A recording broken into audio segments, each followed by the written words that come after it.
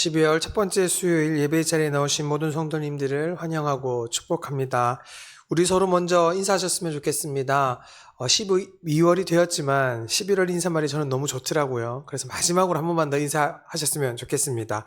옆 사람에게 인사해 볼까요? 함께라서 참 따뜻합니다. 함께라서 참 따뜻합니다. 날씨가 많이 추워졌습니다. 함께라서 몸도 마음도 따뜻해지는 우리 성암 공동체가 되길 간절히 소망합니다. 이 시간 이제 마음과 정성을 모아 거룩하신 하나님께 예배하겠습니다.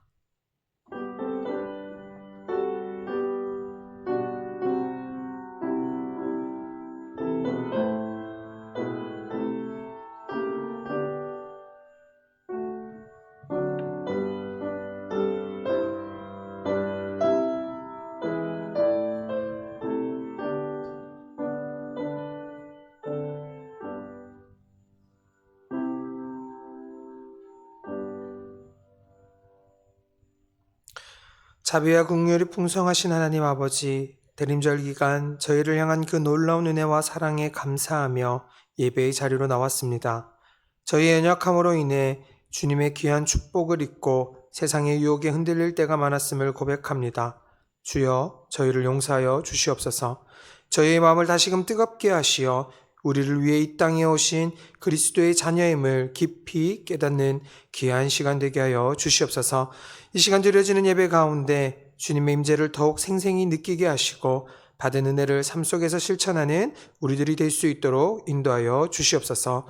이 모든 간구 저희를 사랑하시는 예수 그리스도의 이름으로 기도드립니다. 아멘. 다 함께 찬송가 96장 찬양하겠습니다. 96장 다 함께 찬양하겠습니다.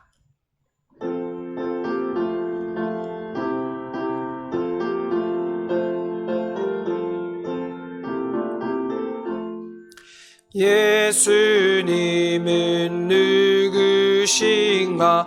의는 자의 위로와 없는 자의 풍성이며 지난 자의 높음과 잡힌 자의 노임되고 우리 기쁨 되시네. 예수님은 누구신가? 약한 자의 강함과 눈먼 자의 빛이시며 병든 자의 고침과 죽은 자의 부활되고 우리 생명 되시네. 예수님은 누구신가? 주한 자의 정함과 죽을 자의 생명이며 죄인들의 중보와 멸망자의 구원되고 우리 평화 되시네. 예수님은 누구신가? 온 교회의 머리와 온 세상의 구주시며 모든 왕의 왕이요 심판하시 주님 되고 우리 영광 되시네. 이어서 찬송가 101장 다 함께 찬양하겠습니다. 101장입니다.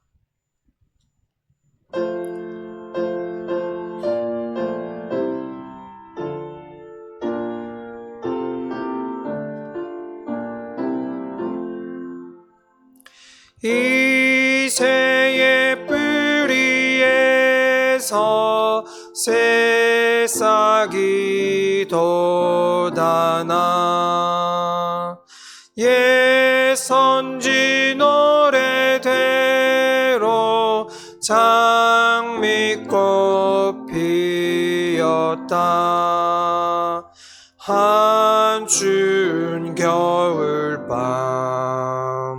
주 탄생하신 날 거룩한 날이여 이사야의 언대로 어리신 우리 주 동정녀 마리아의 몸 빌려 나셨다. 탄생한 아기는 영원한 구세주라.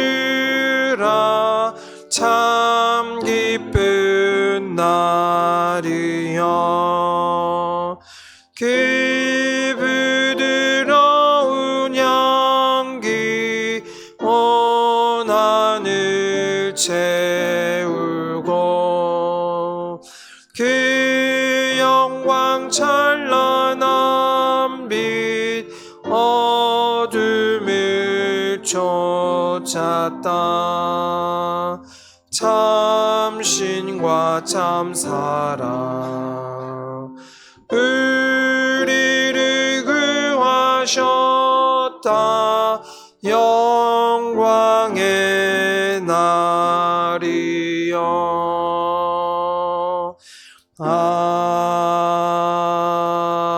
아멘. 이 시간 청교도 기도 7번째 기도로 다 함께 기도하겠습니다. 모든 것의 시작이신 주님, 주님의 인도하심에 늘 순종하며 사랑 안에 머물게 하소서. 무자격한 저에게 생명과 구원을 값없이 주신 은혜에 깊이 감사합니다. 이 죄인을 택하시고 사랑해 주셔서 마땅히 지옥 갈 저를 천국으로 이끄시니 놀랍기만 합니다. 주님의 무한한 지혜로 마련하신 구원의 길을 따라 이 세상의 고난을 이겨내고 주님의 자비로운 바람으로 죄 없는 천국 항구에 안전히 닿게 하소서. 예수님의 이름으로 기도드립니다. 아멘.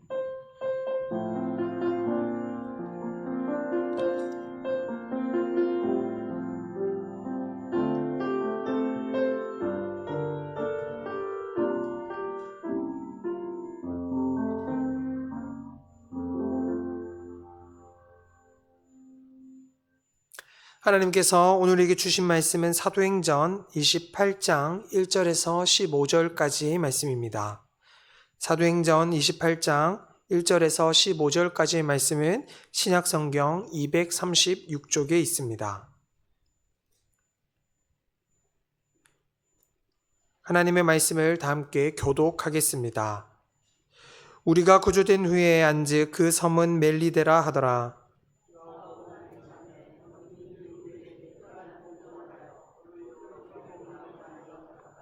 바울이 나무 한 묶음을 거두어 불에 넣으니 뜨거움으로 말미암아 독사가 나와 그 손을 물고 있는지라.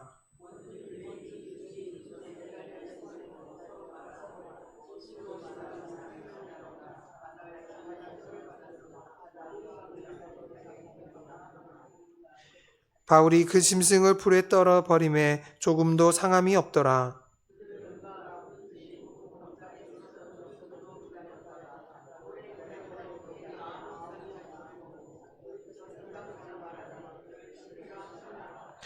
이 섬에서 가장 높은 사람 보블리오라 하는 이가 그 근처에 토지가 있는지라. 그가 우리를 영접하여 사흘이나 친절히 머물게 하더니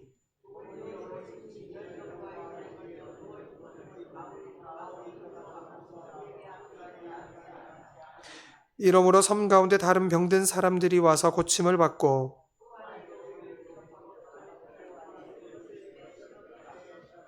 석 달 후에 우리가 그 섬에서 겨울을 난 알렉산드리아 배를 타고 떠나니 그 배의 머리 장식은 디오수고로라.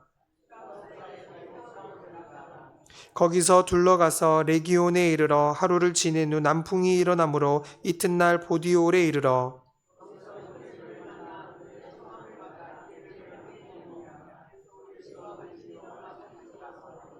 다 함께 읽겠습니다.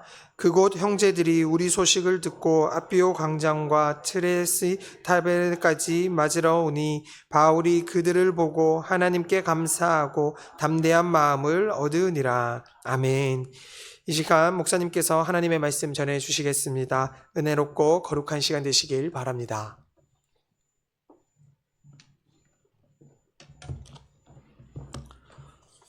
먼저 광고 말씀드리겠습니다. 대림절 첫 번째 주간인데요. 주님 앞에서 더욱더 주님을 바라보고 사모하는 귀한 시간으로 보내시기 바랍니다. 또 우리가 이제 사역 박람회를 통해서 지원을 해서 팀들이 구성되어 가고 있는데 이 팀들이 주 안에서 아름답게 충성하는 좋은 일꾼들 될 수 있도록 위해서 기도해 주시고, 정책 당회를 잘 마쳤습니다. 그리고 이제 예산 당회가 남아 있는데요. 내년에 우리 교회 가는 길이 하나님께 기쁨이 될 수 있도록 위해서 기도해 주시면 대단히 감사하겠습니다. 기도하겠습니다. 아버지 하나님 감사합니다. 오늘 또 주님의 말씀 앞에 저희들 서 있습니다. 이 말씀 앞에 설 때마다 주님께서 우리에게 도움을 주시사 그 말씀이 우리의 삶을 움직이고 우리의 마음을 움직이고 또 우리의 길을 움직이는 귀한 역사로 나타날 수 있도록 축복하여 주시옵소서. 예수님 이름으로 기도드립니다. 아멘. 바울이 가는 길이 참 어렵습니다. 별의별 일들이 다 일어나고 있어서 바울이 얼마나 어려운 선교적 경로를 거쳐왔는지 우리는 잘 알고 있습니다. 그런데 참 말이 그래요. 제가 지금 뭐라고 말씀드렸느냐면 바울의 선교적 여정이 참 어렵다라는 말씀 드렸습니다. 그런데 이 말씀을 사실은 뒤집어야 돼요. 왜 그러냐면 바울의 어려운 일이 바울의 선교적 여정을 만들어냈습니다. 무슨 뜻입니까? 배가 풍랑을 만나지 않았더라면 배에 있는 사람들이 바울을 인정했을까요? 복음을 들을 기회가 생겼을까요? 그렇지 못했을 거라고요. 오늘 주신 말씀에도 멜리데 섬에서 일어난 이야기가 이제 앞에 부분에서 매우 길게 나타나고 있는데, 이 멜리데 섬에서 만약에 바울이 독사에 물리고 또 그 사람들에게 그 사람들과 갈등을 겪지 않았더라면 그러면 바울이 거기서 복음을 제대로 증거할 수 있었을까요? 그리고 바울이 이 배를 타고 가지 않았더라면 바울이 죄수가 되어서 어려움에 봉착되지 않았더라면 바울이 로마까지 갈 수 있었을까요? 그렇게 생각을 해보면 바울의 선교적 여정이 어려운 게 아니라 그 어려움이 바울에게 선교적 여정을 만들어냈고 그리고 거기서 복음의 역사가 드러난 것을 볼 수 있습니다. 예수님도 마찬가지 아니었습니까? 예수님의 삶을 살펴보면 늘 어려움에 직면했거든요. 그런데 예수님의 생애가 참 고단했습니다 라고 이야기하는 건 예수님을 정확하게 이해하지 못하는 거예요. 오히려 예수님께서 직면한 모든 문제들 속에서 복음의 빛이 드러나게 되었고 예수님이 하나님이심이 증거되게 되었습니다. 그러니 우리가 어려움에 대한 해석을 좀 달리하며 살면 어떨까 하는 생각을 해보는 거죠. 어려움이 나타나면 왜 내 삶이 이렇게 어렵지라고 말하지 않고 오히려 이 어려움이 하나님의 무엇을 드러내는 것이지 하고 바라볼 수 있다면, 어려움을 다루는 방식 자체가 다르니까 어려움을 이길 수도 있고 어려움을 통해서 우리가 얻을 게 많이 있을 것으로 보입니다. 오늘 주신 말씀을 보면 이렇게 시작하고 있어요. 1절과 2절을 보십시오. 우리가 구조된 후에 안즈 그 섬은 멜리데라 하더라. 비가 오고 날이 차매 원주민들이 우리에게 특별한 동정을 하여 불을 피워 우리를 다 영접하더라. 이렇게 기록되어 있습니다. 멜리데라고 하는 섬에 이제 도착하게 되었는데 원주민들이 특별한 동정을 했다, 그렇게 얘기를 합니다. 그림을 하나 보겠는데요. 바울의 선교적 여정입니다. 우리가 흔히 계속해서 봐왔기 때문에 잘 기억할 수 있겠습니다만 저 멜리데가 보이죠. 그 위에 오늘 성경에 나타난 지명들이 다 보여서 로마까지 가게 됩니다. 예루살렘에서 출발해서 구브로 지역을 지나가지고 가우다라고 하는 섬을 통과하는 걸 여러분들이 알고 계시잖아요. 그래서 멜리데까지 가게 되었고 거기서 또 위로 올라가서 로마까지 가는 전체적 여정이 나타납니다. 이렇게 바울은 움직였습니다. 그런데요, 여기서 우리가 하나 기억할 게 있어요. 이 멜리데라고 하는 곳이 어떤 곳이냐면 하나님께서 특별히 바울로 하여금 그곳을 들르게 만드시기 위한 하나님의 그 계획이 있었다는 사실을 알 수 있습니다. 멜리데라고 하는 섬은 로마 시대에 로마를 가는 사람들에게 중요하게 걸쳐 가기도 하는 아주 매우 중요한 지역이었습니다. 그런데 이 멜리데 섬은 오늘 주신 말씀에 보면 원주민들이라고 번역되어 있는데 개역 한글에서는 뭐로 번역됐는지 아십니까? 토인들이라고 번역되어 있습니다. 토인. 그러니까 우리가 개역 개정판을 보고 있는데 그 전 성경에는 토인이라고 기록되어 있어요. 여기서 토인이다, 원주민이다 라는 말은 우리가 생각하는 언어적 상식과 좀 다릅니다. 로마어나 그러니까 라틴어죠. 라틴어나 헬라어를 사용하지 않는 사람들을 부르는 지칭입니다. 그러니까 이 멜리데라고 하는 섬은 로마 문명권에 있고 그리스 문명 아래에 있지만 그러나 그 문명에 편승되어 있지 않은 문명대로 살지 않는 자기들만의 문명을 가지고 있는 사람들이다 하는 것을 알 수 있습니다. 그래서 로마와 전혀 다른 세계라고 하는 것을 성경이 보여주는 거예요. 그러면 이 섬에서 일어난 일은 로마 시대에 로마와 다른 세계에서 일어난 일과 같은 거다라고 생각을 해야 되지 않겠어요? 그러니까 분명히 바울은 지금 로마 문명을 타고 선교를 하고 있다고요. 그래서 로마 문명 아래, 로마 문화 아래, 로마의 여러 사회적 제도 아래 도시들이 소속돼 있었고 그 도시들을 거쳐가면서 로마 문명을 타고 지금 선교를 하고 있는 거거든요. 그래서 복음이 로마 문명에게 잘 통한다 그렇게 결론을 낼 수 있습니다. 그러나 그렇지 않다는 것을 보여줍니다. 멜리데라고 하는 섬은 로마 문명과는 거리가 있는 그런 문화를 가지고 있었고 문명을 가지고 있었어요. 거기서도 복음은 복음이었다 하는 것을 보여주는 거죠. 여러분, 우리가 이 복음에 대해서 한번 생각을 깊이 해봐야 합니다. 1차적으로 나는 복음에 대한 그 분명한 고백이 있고 그리고 자신감이 있는가? 복음이라고 하는 게 예수 그리스도께서 우리를 위해서 십자가에 죽으셨고 부활하셔서 우리가 하나님의 자녀 되었다고 하는 가장 간단한 내용은 이 내용입니다. 그러면 이 내용이 모든 인류를 위한 하나님의 구원 계획이었다면 이 복음은 아프리카에서도 통하고 아시아에서도 통하고 그리고 정말 오지에서도 통하고 그리고 문명사회에서도 통하고 2000년 전에도 통하고 지금도 통하고 앞으로 1000년 이상 지구가 계속된다면 그때도 통할 수 있는 것인가에 대한 우리의 고백이 여전한가? 뭐 시대가 어려우니까 복음이 안 통하지 않고 뭐 거기 오지니까 복음이 통하지 않고 뭐 국민소득이 몇만 불 되면 통하지 않고 여러 가지 내용들이 이 세상에 있는 사람들에게 그렇게 인지되고 있는데 그거 맞나 하는 겁니다. 여러분, 복음은 하나님의 복음입니다. 우리의 복음이 아닙니다. 우리의 것은 어디 가면 통할 수 있고 우리의 것은 어디 가면 통하지 않을 수 있습니다. 그러나 복음은 그렇지 않습니다. 하나님의 것은 그렇지 않습니다. 우리가 먼저 주님 앞에서 분명하게 고백해야 되는 건 뭐냐면 복음은 복음이다. 복음은 모든 시대, 모든 지역, 모든 인종, 모든 언어의 사람들에게 다 통한다. 우리에게 이런 확고부동한 믿음이 있기를 주님의 이름으로 축원합니다. 그러면 문제는 그럼 왜 복음이 어느 때는 빛을 발하고 어느 때는 빛을 발하지 못하느냐? 예수님께서 알려주셨어요. 복음을 등경 위에 둔다고 그랬죠. 어디에 두지 않고요. 말 아래 두지 않고. 그럼 복음이 안 통한 건 지금 복음이 어디 안에 있다는 거예요? 말 아래 있다는 거예요. 말은 뭘까요? 복음은 드러나는 것 아닙니까?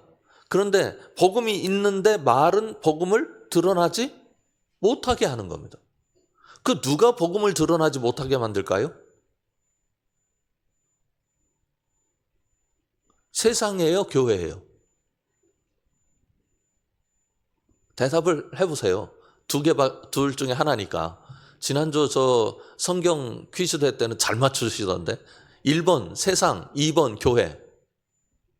2번입니다. 교회가 복음을 드러나지 못하게 가린다고요. 그러니까 교회가 건강하다, 그 시대의 교회가 옳다 하는 이야기는 어떤 얘기냐면 복음을 보이게 만드는 교회. 이게 문화적인 요소, 정치적인 요소, 뭐 여러 가지 요소들, 우리들의 의식 구조 이런 것들이 복음으로 보이게 만드는데 저의 요소가 될 수 있다는 겁니다. 이 당시 지금 바울은 배를 타고 파선당한 사람 아닙니까? 그러면 멜리데에서 바울이 무슨 복음을 어떻게 전하겠습니까? 복음을 전할 수 없는 지경이었다. 체력적으로도 그렇고 상황적으로도 그렇고 자기가 주도적으로 할 수 있는 게 아무것도 없어요. 자, 그러면 이 사람들이 바울이 어떻게 전하게 되었는지 3절 한번 보십시오. 3절 4절입니다. 바울이 나무 한 묶음을 거두어 불에 넣으니 뜨거움으로 말미암아 독사가 나와 그 손을 물고 있는지라. 원주민들이 이 짐승이 그 손에 매달려 있음을 보고 서로 말하되 진실로 이 사람은 살인한 자로다. 바다에서는 구조를 받았으나 공의가 그를 살지 못하게 함이로다 하더니. 이 멜리데 사람들이 얼마나 토테미즘에 깊숙이 빠져 있는지를 보여주는 장면입니다. 세상에 또 이런 일이 있습니까? 지금 그러지 않아도 죽을 지경인데, 아니 바울이 나무 한 묶음을 거두어 불에 넣으니까 뜨거워가지고 그 안에 있던 독사가 나와가지고 바울을 물어버렸네요. 안 돼도 어떻게 이렇게 안 됩니까? 자, 여러분이 바울 옆에 지금 계시다면 바울 보면서 지금 바울이 겪고 있는 경험을 보면서 뭐라고 생각하시겠대요? 뭐라고 생각하시겠어요? 이랬을 겁니다. 망했다. 아니 지금 파선 돼가지고 여기에 떠밀려 왔는데 여기서 뭘 하나 해도 되는 게 없는 거예요.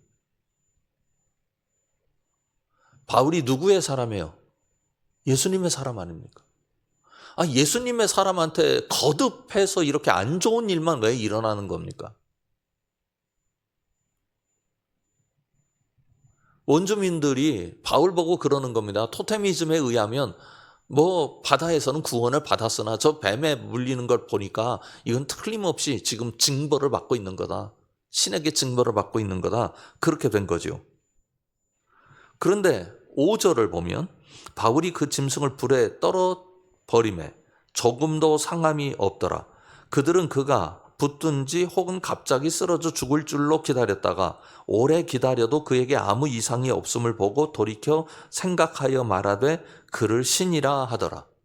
조금 전에는 신에게 벌 받았다 그러더니 아무런 증상이 없으니까 또 신이다, 이런 일들이 일어나는 거예요.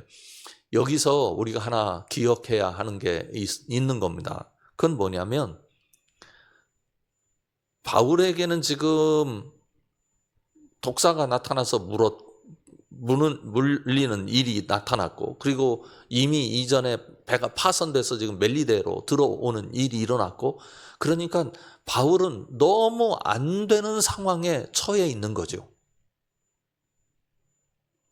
안 되는 상황에 처해 있지만, 그러나 이것이 하나님에게도 안 되는 상황이었는가 질문을 해보는 거죠.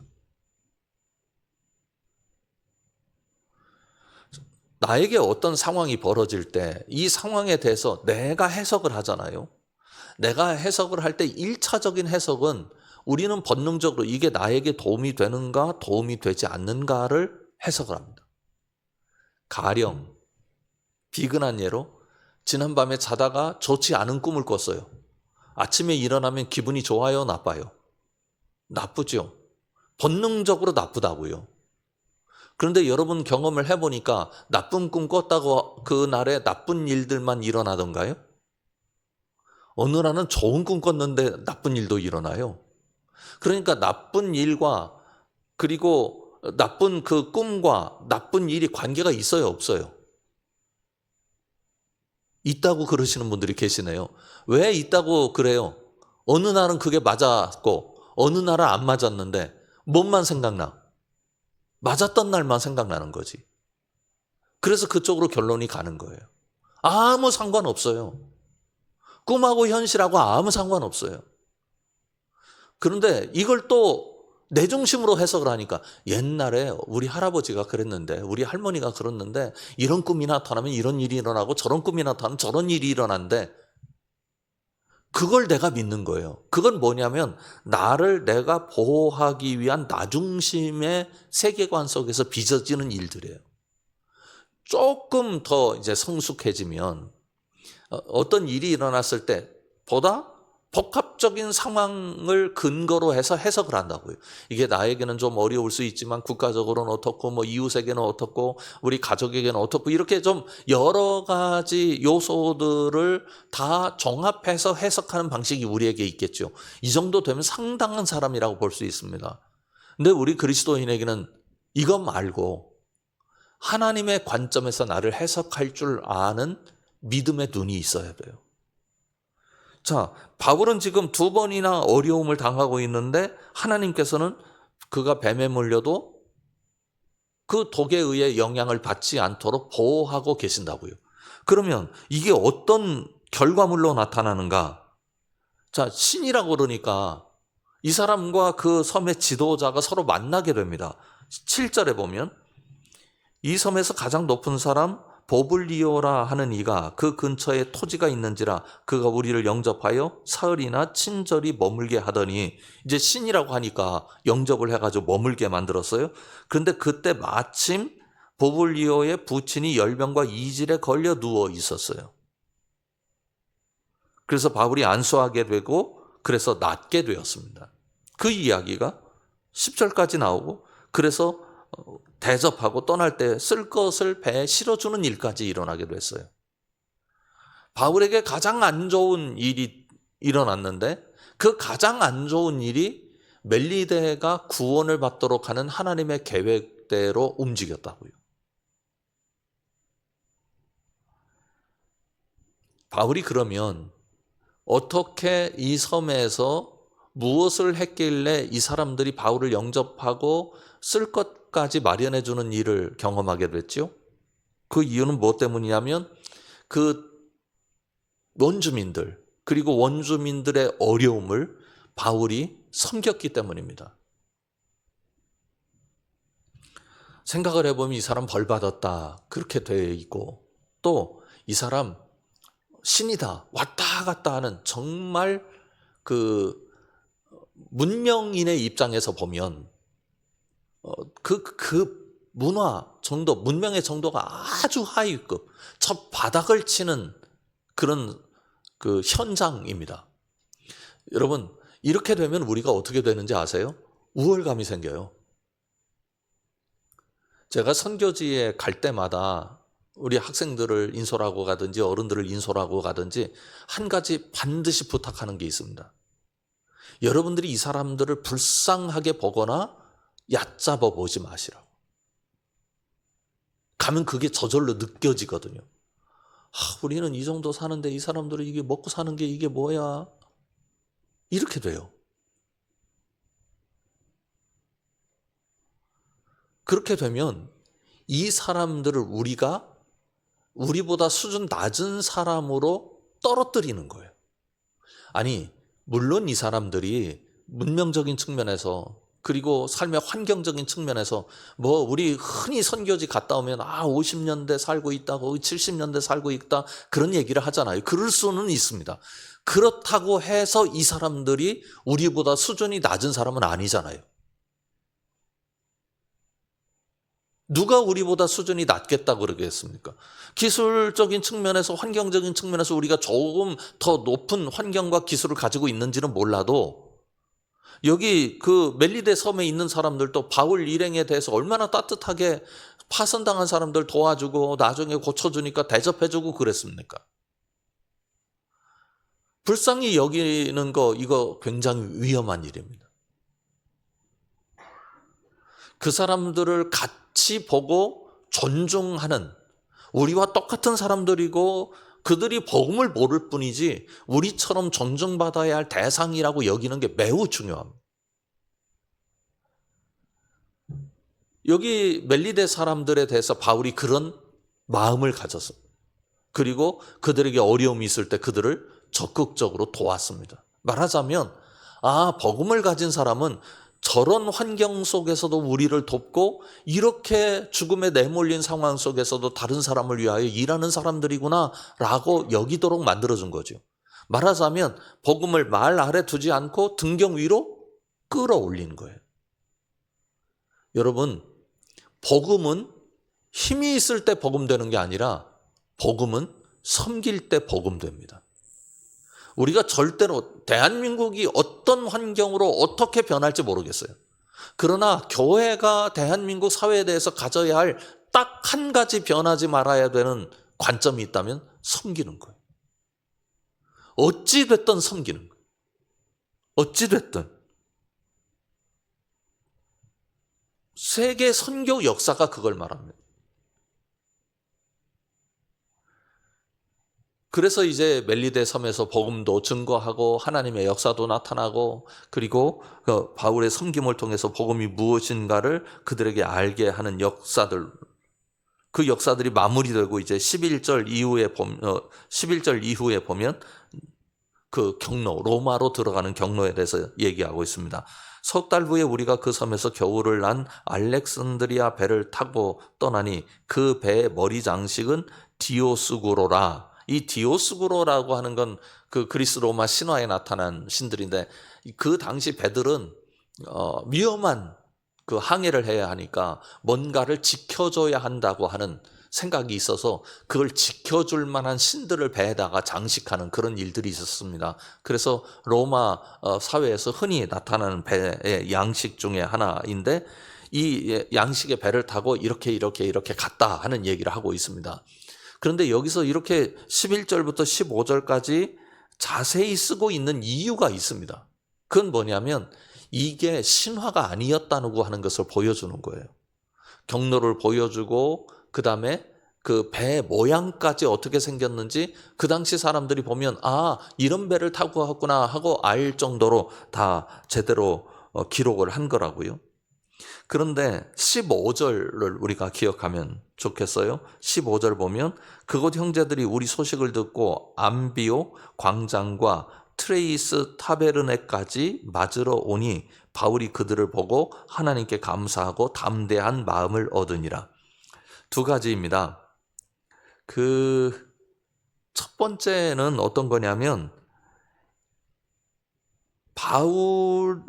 바울에게 사람들이 맞으러 왔다는 거예요. 바울이 여기에 왔다. 그러니까 사람들이 마중 왔다. 그런 거죠. 이 이야기를 통해서 성경이 우리에게 증거하고 있는 많은 하나님의 백성들의 어떠함을 보여주고 있는 겁니다. 제가 가끔 새가족반 얘기를 합니다. 혹시 새가족반에 들어오셔서 공부를 해보고 싶으신 분은 들어오셔도 저거 환영하겠습니다. 새가족으로 여러분들을 취급한다는 말씀이 아니에요. 왜냐하면 교회에 대한 굉장히 중요한 내용들을 거기서 이제 배우기 때문인데 교회 유일성이라고 하는 걸 배웁니다. 새가족반에 오시면. 이 교회 유일성이라고 하는 건 어떤 거냐면 교회는 하나다라는 거예요. 뭐 우리 교회도 있고 옆에 은록교회도 있고 길 건너에 은평교회도 있고 교회가 여러 개처럼 보이지만 그건 우리 눈이고 하나님이 보시기에는 교회는 하나다. 예수를 그리스도로 고백하는 모든 교회는 하나다.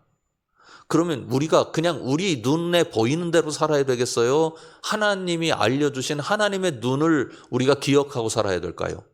당연히 하나님의 눈이지. 교회는 하나입니다. 니네 교회, 우리 교회 없습니다. 여러분, 니네 교회, 우리 교회 그러면 마음이 불편하던가요? 편안하던가요? 불편합니다. 큰 교회, 작은 교회, 좋은 교회, 안 그런 교회, 교회를 구분하고 차별하는 언어들입니다. 우리 성함의 식구들은 교회는 몇 개다? 하나다라고 하는 눈을 가지고 사시기 바랍니다. 어느 교회 가든지 이게 누구네 교회예요? 니네 교회가 아니라 우리 교회예요. 교회는 하나다. 두 번째로 거기 보면 15절 끝에 하나님께 감사하고 담대한 마음을 얻으니라 이렇게 되어 있잖아요. 그러면 바울도 담대하지 못할 때도 있었다는 걸 전제하잖아요. 멜리데 섬에 도착했을 때 제가 너무 그럴듯하게 바울의 상황을 설명을 했기 때문에 바울이 거기서도 담대한 마음을 가지고 배가 깨졌는데 독사가 물렸는데 하나님의 역사가 나타날 줄 믿습니다. 그리고 거기서 전혀 마음에 흔들림 없이 모든 선교를 감당했다. 우리가 이렇게 상상할 수 있거든요. 아닙니다. 바울은 고린도 후서에 보면 너희 가운데 거할 때 내가 심히 두렵고 떨었다. 바울도 약할 때가 있었고 어려울 때가 있었고 바울도 낙심할 때가 있었습니다. 그러니까 여러분들에게 이 말씀 꼭 드리고 싶어요. 여러분들 마음속에 흔들림이 있거나 낙심이 찾아오거나 아니면 연약한 마음이 생길 때 나 믿음 왜 이렇게 연약하지? 그렇게 생각하거나 이거 하나님 앞에 죄 짓는 건데 그렇게 생각하지 마십시오 라고 말씀드리고 싶습니다. 약할 때는 마음도 약해져요. 힘들 때 마음에 무슨 힘이 생기겠어요?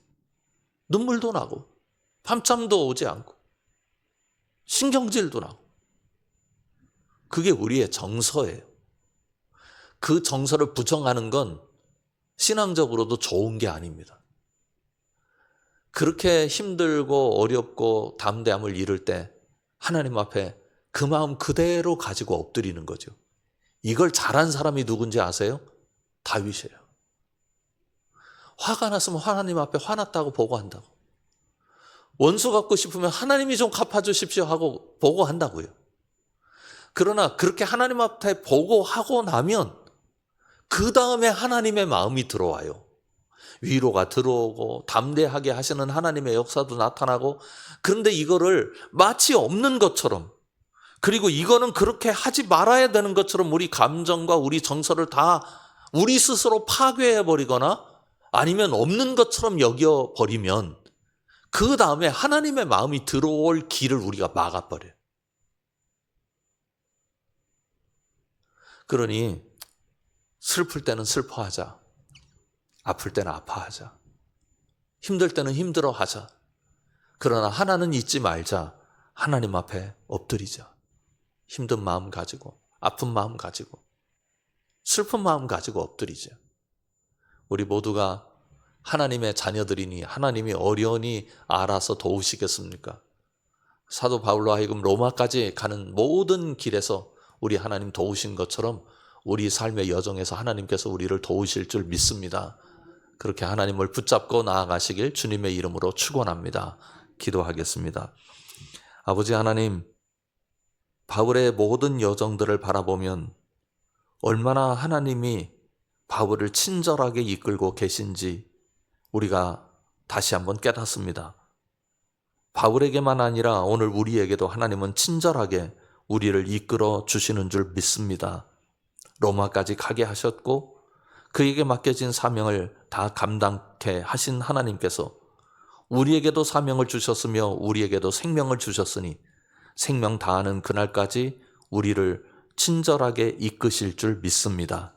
그 하나님을 온전하게 붙잡게 하여 주시옵소서.